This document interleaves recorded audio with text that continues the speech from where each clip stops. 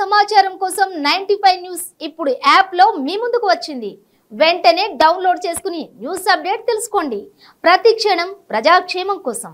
ఇప్పుడు మనతో పాటు ఎన్ఎస్యుఐ లీడర్ ఉన్నారు నిర్మల్ డిస్ట్రిక్ట్ నుంచి. వారితో మాట్లాడేద్దాము. నమస్తే అండి, మీ పేరు?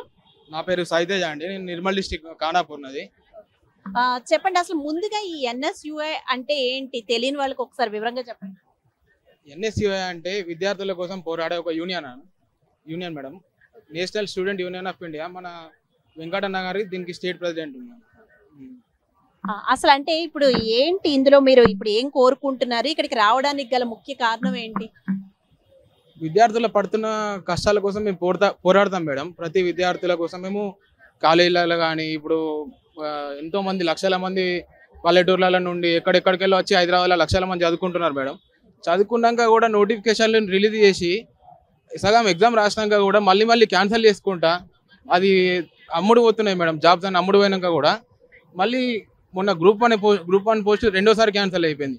మేము రాసినాం మేడం. నేను ఏ ఎగ్జామ్ రాసినాక కూడా అది మళ్ళీ క్యాన్సిల్ అయిపోయింది ఎగ్జామ్.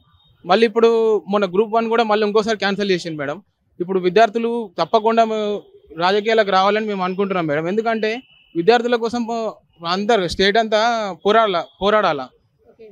అంటే ఇప్పుడు విద్యార్థులు రాజకీయాల్లోకి రావాలి అనుకుంటున్నారు. ఈసారి అంటే ఏమైనా ఎక్స్పెక్ట్ చేస్తున్నారా మీరు?